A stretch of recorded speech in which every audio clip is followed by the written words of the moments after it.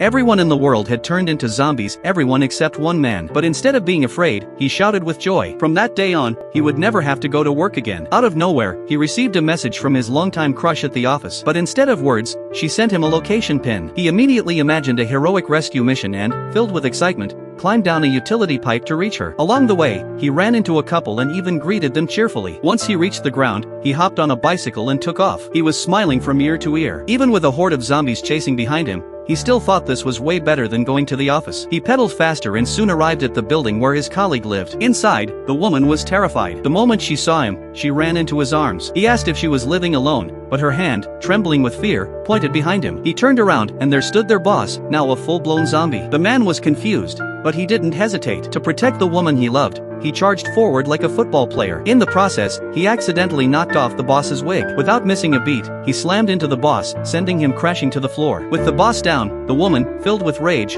grabbed a heavy book and started hitting him over the head again and again. It was then that the man realized the woman used to be the boss's lover. His heart sank, his crush now felt like a cruel joke. Suddenly, the woman collapsed and began to convulse. That was when he saw the bite on her leg. The boss had bitten her long ago, and the virus was already spreading through her body. Heartbroken, the man had no choice but to flee. He crawled back up the pipe toward home. But when he passed the home of the couple he had met earlier, he found it covered in blood. He knew they hadn't made it. His heart grew even heavier. Back at his own place, the man sat in silence, overwhelmed by everything that had happened. For a moment, it felt like life had lost all meaning. But then he remembered something his coworker had once said: people always forget their dreams. That was when he made a decision. He would complete all 100 of his dreams. The first dream was to finally clean up his messy room. The second dream was to go on a supermarket shopping spree without paying. Even though the zombie boss tried to chase him out, the experience somehow made him even happier. The third dream was to dye his hair blonde, but in the end, he realized black still suited him better. The fourth dream was to paint a self-portrait in the center of the city. One day, while grabbing some seasoning at the supermarket,